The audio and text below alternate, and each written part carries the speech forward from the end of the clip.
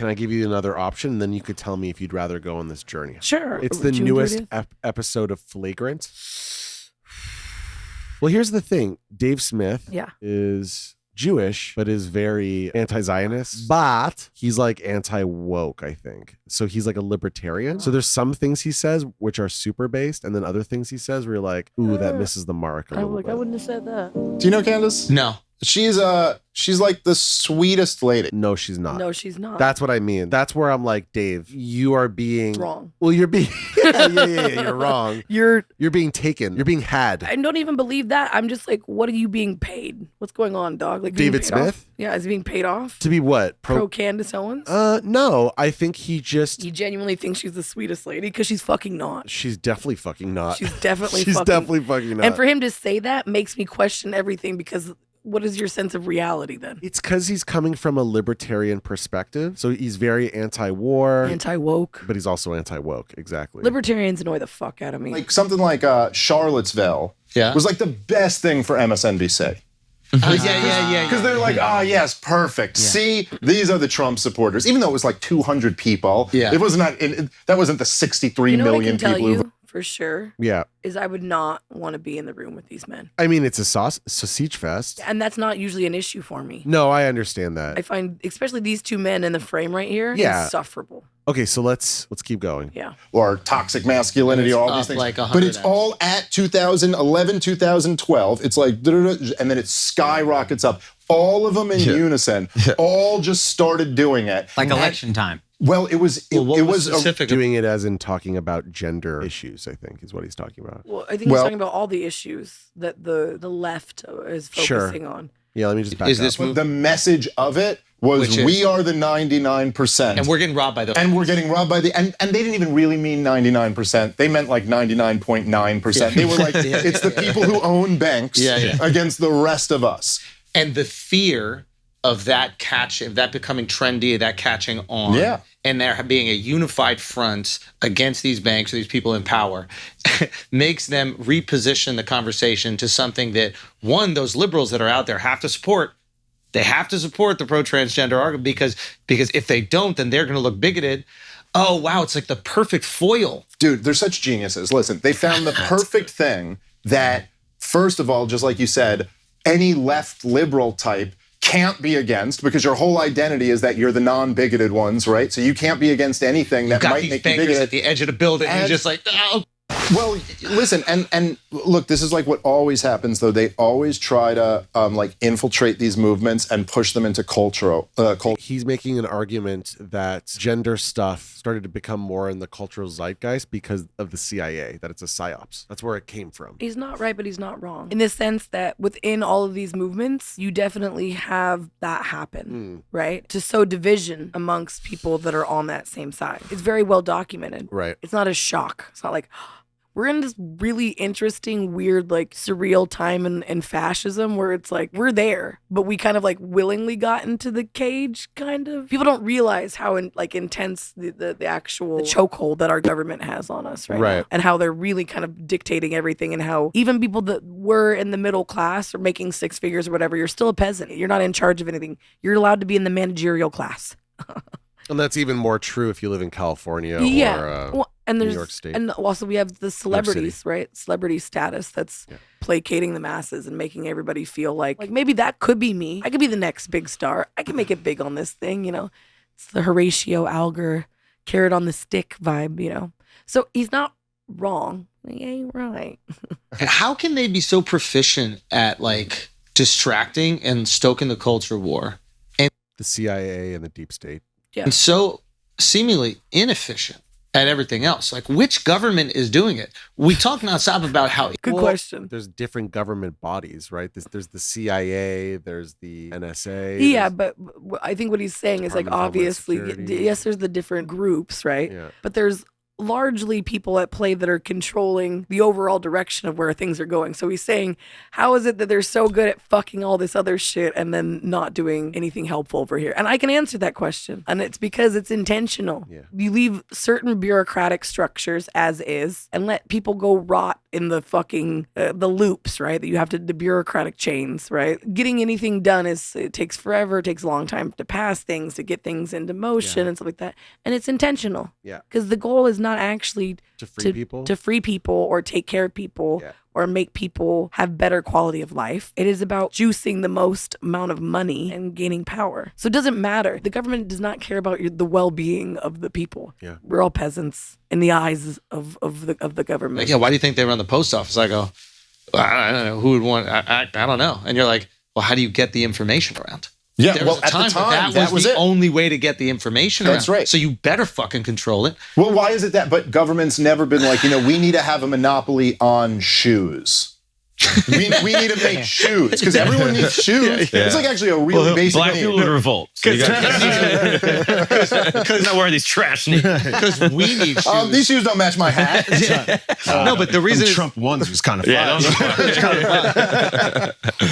No, but the reason is because we need shoes. Right. They don't need us to have shoes. Yeah, exactly. And that doesn't. That's not. So what's doesn't happened, benefit their control in any way. Yeah. But now, and this really is a very new thing. It's interesting. Is that they're like look, you see how much they freaked out about Elon Musk buying Twitter.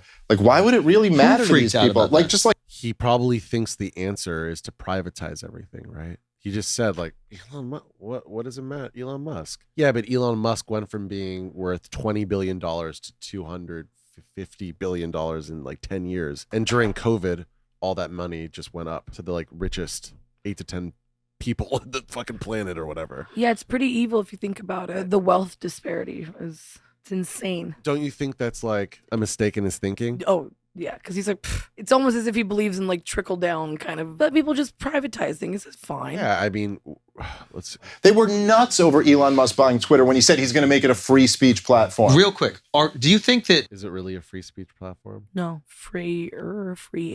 The Achilles heel of people who tend to be, they lean right wing, right? Libertarian. They fucking idolize Elon as like this bastion of free speech and like keeping it real and shit. I don't know, man. He's an edgelord. Beyond the edgelord shit, the more important point is that he's way, way, way wealthier than any human ever needs to be. Yeah. Like, there has to be limits on this shit. It's inevitable. This is the way capitalism works. That is the end goal of capitalism. It's for people to concentrate the wealth. That's why the government doesn't care whether people live or die or have a good quality of life. It's all about what's going to juice the most amount of money and power to the people at the top. In other words, Dave Smith is okay with that part, but he's not okay with the war machine aspect of it. Yeah, which is like, why? Well, that's what makes libertarians fucking contrarians, right? I know. I want to understand. Like, why. Let's figure this out together. People who are kind of like on to the government corruption and start realizing how corrupt this whole system is. Still, if there's a conflict between us and Russia, they kind of. Okay, so I've been thinking about the fact that Tulsi Gabbard and RFK gave their endorsement to Trump, right? Mm-hmm. On this libertarian paleo-conservative side of things, they seem to like Project 2025 because of what Dave Smith's talking about right here, where like all these institutions are just so corrupt that it would actually be better if it was ran by, he doesn't necessarily love Donald Trump, but the people that do would be fine with Donald Trump obviously gaining more power and having more decision-making power, right? And how things are operating. Yeah. What is crazy right now is that, like, if you think about even the COVID, there was I'm trying to remember exactly what time this was. There was like, they came out, I remember saying this to Rogan one time in Papa the green Rogan. room at the mothership, where I was just like, did you know how crazy this is? That they were like floating out the idea of doing another round of lockdowns. It was like right at the end of like the Omicron variant or something like that. And you know how they do these things? They put trial balloons out there. You know, they go, we're thinking about having a national vaccine, passport database. And then like people get furious and then they go, no, we were never going to do that anyway. You know, they're always testing what they can get away with. And they floated out lockdowns again. And it was just like for 3 days on Twitter, everybody was like, I will burn this place to the ground if you try to do lockdowns again. I was like, that's not happening. And I said to Joe, I was like, you might be the reason why we're not having lockdowns again. Like you may.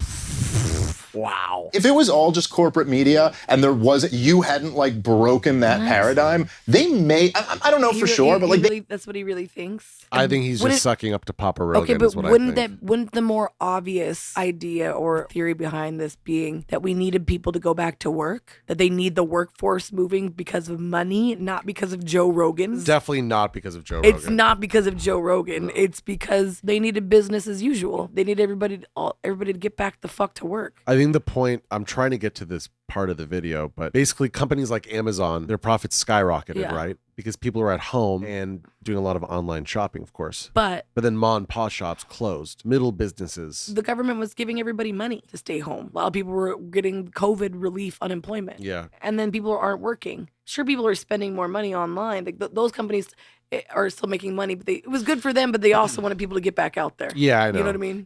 What I'm trying to say is he's making an argument for COVID being like a psyops to move money to not only the wealthiest, but also to corporate interests and to, right? Yeah. And I think that's like an interesting point. Like who profits off that? Oh, it was really good for big business, man. Lockdowns were great for big business because it killed all the small and mid-sized businesses, put their competition out, and then everyone's ordering from Amazon. You know what I mean? It's all like it was very good. It's a big wealth transfer. Once again, he ain't right, but he ain't wrong. Yeah, exactly. That's the eternal overall struggle with the libertarians, right? Just the bills that they were signing. I mean, they printed like $6 trillion in 2020 and handed it out. You know, I don't know, like American people got like $1,200 and then the rest went to corporations. Yeah, you hear a lot of buzzwords in these types of conversations. Companies like BlackRock is always brought up. Why is BlackRock evil? They don't seem good. And why not? The answer is yes, but let's get to Candace Owens. What happened on the Twitter Spaces? You popped in with Candace. What was the conversation? What's going on? What does she latch onto? What does she care? What is she trying to do? She feels that America has been taken hostage by Israel? Well, I think from what I understand, it kind of started. So she was over at the Daily Wire, and I do think this was, you know, like, and I don't know Candace like super well, but we've done shows together and we've hung out a little bit, and she seems to be very genuine to me. Yeah. But she, big mistake there. I guess, had just had a baby. And she happens to have the right opinion on Israel, though, which we did a video about that. Yeah. And she started talking on her show about like how heartbreaking the images of like all these dead kids in Gaza was. And I guess because it was a Daily Wire show and the people she was were around her and people started like flipping out at her like that Israel has to do this. How dare you criticize Israel, blah, blah, blah. And she was like, I'm just saying it's sad to see dead kids. And when she got that kind of pushback, I think that's her personality type, where she was immediately like, I'm doubling down on this now and I'm going to really dig into this. And she got more and more critical of what Israel was doing and the Israeli kind of relationship with Israel, which there's a lot to criticize there. Colin Powell went to George W. Bush. Colin Powell was the wisest member of the George W. Bush administration. Still pretty bad guy, but he was by far the wisest of the people in George W. Bush's room. And the thing he told George W. Bush after 9/11 was, you have to make a two-state solution now. Like, this is the time to do it. You just hit 9/11. You have record high approval ratings. This is the time that you can cram this through and get it done. And you have to do it. And why? Because he knew. He goes, this is at the heart of why we have this terrorism problem. Like the central reason why they hate us is because we prop up Israel and they kicked the Palestinians out of like their holy land. And they, you know what I mean? And then there were other reasons too. They didn't like that we had our military bases in Saudi Arabia, bombing the, Okay. Interesting points. There were good points made. I'm not going to be a total asshole. Mixed results on Dave Smith, though. Yeah. He says some good stuff, and then he says some other stupid shit. Right. And it just kind of cancels itself out, I guess. Yeah. At least he's right on Israel. I don't know. Yeah. I just think that we're almost a year in to a genocide. Yeah. It's undeniable at this point. That's obvious to us. But I think for the majority of humans that are aware of what's going on, we've all gone, we're all mostly on the same page. Yeah.